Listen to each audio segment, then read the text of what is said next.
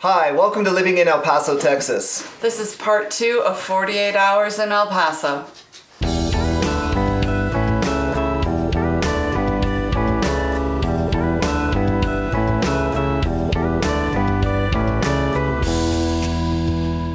Hi, welcome to Living in El Paso, Texas. My name is John Pena. And I'm Leah Pena. And in this episode, we're going to finish up our kind of two-part series on 48 hours in El Paso, Texas. So what was the general idea of the 48 hours? Sure, the general idea is you're coming into town on Friday. You're going to spend Friday, Saturday, and most, if not all of Sunday here checking out our town. Absolutely. And so the first day was basically, exploring El Paso. If you're serious about moving, relocating, you should definitely check out all the different areas. That video I feel great about. It's a little long, but there's a lot to do in the video, and make sure you check out the description because we have actual addresses where you can go to check out the Far East, Horizon City, the West Side, the whole shebang. And so in this video, we wanted to talk a little bit more about, on day 2, kind of just enjoying El Paso and different types of things to do. Yes, and you're probably kind of exhausted from day 1 if you did the full tour, so day 2 is going to be a little bit more relaxing. Yeah, absolutely. And for some of you, you may want to go back on day 2, forget the enjoyment, and just kind of re-explore an area that you missed or that you wanted to see a second time. But for some of you, yeah, you're here in El Paso, and yeah, where you live is super important as far as locations and neighborhoods, but also what there is to do in this city is also pretty important. So, definitely. Yeah. So let's just jump right into it. So basically, we're gonna make one plug for an option for someplace to have food on that Sunday, let's say, or that part 2, day 2. And what are we suggesting for brunch? Anson 11. Anson 11. Anson 11. Yes. And what do you like about that? Watermelon mimosas. Watermelon mimosas. It's a great brunch place. It's really close to, it's right there in the heart of downtown. It's literally across the street from the Plaza Pioneer Hotel, Paso del Norte, right there. Yeah. So what kind of food? Great brunch food, omelets, some Hispanic kind of dishes.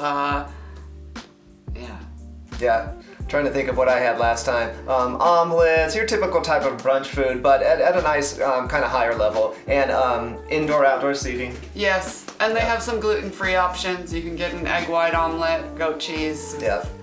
My favorite there, so yeah, check it out and definitely try watermelon mimosa. Yeah, for sure. And in that first video, we have a lot of recommendations about not only places to stay, but different restaurants, So, if you couldn't go to one place yesterday, you could go there today. So check out that first video. So here are some options for things for you to do. We're gonna kind of go through them, and Miguel might break some of them down in detail, but for the most part, one option if you're kind of outdoorsy, hiking, or now this would require getting, renting mountain bikes, but maybe we should just stick with hiking. Let's stick with hiking. Yeah. What's our experience with hiking been? There's so much of it just right around town because of the Franklin Mountains here. So no matter if you're on the east side, the west side, if you're not into actual hiking, you want to check out Scenic Drive and just look at the oversight of Mexico and all of El Paso. Great options. Just Google some of the trails that are around. Lost Dog is one that we've walked quite a bit. McKelligan Canyon. Yeah. Yeah, so lots of options. Yeah, look on Google El Paso hiking trails and you'll find plenty there. So make sure you take water and watch where you're going. But I mean, it's a great way to spend half a day or so. Yeah. Another thing you could do if you have kids and the weather is good, water parks. Yes, and I think we have 3, 4, 5 of them. We have a lot. A lot of water parks in the area, and then also splash pads and whatnot around town. Absolutely. And for something not for kids, one option, we haven't actually gone here yet, which is remarkable, but we do have a casino. right? Yes, we do. Yeah, it's in Sunland Park. It's on the west side. By the way, too, if you want to explore the west side and get your brunch over there, Sunset 150 Sunset's a great option. But the casino is right there, so if that's more your jam, that's a great option. And here we're going to do a video of shortly. Another place that is kind of more for kids is Western Playland, which is an amusement park. We haven't been there. We haven't, but it's right down by the casino as well. Yeah, absolutely. So some of you might be more inclined to kind of explore the shopping scene of El Paso. Yes. How would you describe the shopping scene? It's decent. not the best shopping scene, but there's getting to be more and more boutiques. Where 210 is, we just ran into this really cute boutique that had opened up there. There's great outlet mall on the west side, which really does have quite a good selection. It's always packed at back to school time, the holidays. It's a really popular place. And then we talked about the fountains too. So that's another good area. And we do have 2 big malls as well in the city. So those are all some options if you're looking for shopping. Yeah, absolutely. For those of you with the more adventurous spirit, you could travel to Juárez. Definitely. So we had a great few experiences in Juárez, so have many of our clients. You can just park off of El Paso Street, walk right across the bridge. Make sure it's best to bring your passport. People say you can get back and forth with your license still, but I think technically you're supposed to have your passport, so bring that along if you plan on crossing the border. Yeah, and the nice thing about if you do stay downtown is you can literally, El Paso Street runs right in the area we're suggesting that you do stay. El Paso Street's right there. I mean, you can literally walk to the border crossing in 10 minutes you'd be there. Yeah, and actually too, if you're downtown, check out El Paso Street. They have some neat, more what you might see in Juárez types of stores all throughout El Paso Street. So check those out too if you're down there. Definitely. If you want to do kind of more of an outdoors kind of thing, again, Ascarate Park. Yes, I know I never can pronounce this correctly, but Ascarate Park is a really interesting green space. It has a man-made lake. My understanding, we made a video on it. People can fish in there. They stock it with fish. My understanding is that they made it during World War II for planes that can land on water to land for whatever reason. I'm not sure why. You wouldn't just have regular planes that land on airstrips, but it also has a golf course, huge park space, great for kids, tons of like soccer fields and stuff. Yeah. It's cool. Also in that same vein, some of you might be really into golf, and believe it or not, we do have a lot of golf clubs here. Yeah, a number of them. Yeah. Some down in the valley, some up on the west side.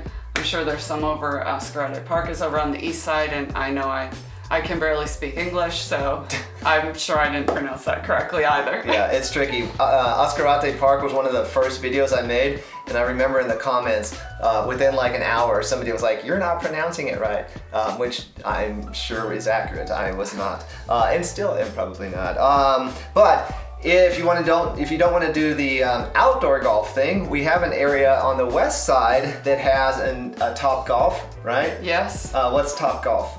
Topgolf is an indoor-outdoor kind of driving range. I think they have a couple of tiers. Pizza, people say it's great fun with kids, so it's another option to take kids to. Yeah, for sure. And right next to that is the skydiving place. Yeah, absolutely. Yeah, so that's a great option. If, I just talked to somebody yesterday who was in town and wanted the best place for steak, you are in Texas. Cattleman's in Fabens, Texas, Fabens. Now, do not confuse this with, there's a chain restaurant called Cattleman Steakhouse, I think. This is different. This is someplace else. What do you think about Cattleman's? It is a unique, one-of-a-kind kind of place. Great for kids as well. The grounds are phenomenal. It basically has a small zoo there on the grounds. I think they have some lakes, birds, and the steak is great. Yeah. Unbelievable steaks, and it's about 30 minutes. Give yourself 30 minutes or so travel time, and definitely maybe think about making a reservation. Yeah, or getting there early because it gets packed every night, basically. Sure. Yeah. And then the last thing that we're going to talk about, there are of course more things for you to do, but if you're in that downtown area and you want to lean more to the cultural side of it, plenty of museums that you can check out. We do have a children's museum that's being built. I don't think it's quite ready yet, but it is going to be fantastic from what I hear. There's an art museum. Mm-hmm. I think there's a history museum. Absolutely. Yeah. Yeah. So that should give you at least, you know, a handful of options for things to do on your second day. Chances are maybe on that second day, if you're kind of, you know, coming in on Friday, doing a hard explore the whole city on Saturday, and then Sunday, chances are maybe you're flying out Sunday night, so maybe you've got half a day realistically. Right, and if you are here Sunday night for dinner, check out part 1. We listed off about 6 great restaurants for dinner. For sure, yeah, absolutely. We do have some really great options for food for folks. Yeah, so, definitely. Next week we are excited to do a video that might appeal more towards the younger crowd, and just to kind of give a preview of what's to come, where are we headed tomorrow? Yeah, we are headed to Cholem, Mexico tomorrow, which is where we used to live in Mexico a number of years back, and so we're really excited to go spend a week in Cholem. Yeah, and we're excited too because since we're flying to a city in Mexico, what we're going to do is we're going to walk over the border at the El Paso crossing like we suggested. We're going to walk over the border with our luggage, get an Uber to the airport in Juárez, and then we're going to fly from Juárez to Mexico City, and then into Merida, yeah, and then rent a car and drive to Cholem. So absolutely. It will be a great adventure, and we look forward to sharing it with you and all of the things we find along the way. Yeah, absolutely. So until next time, I think that's it. Yes, thank you. Thank you.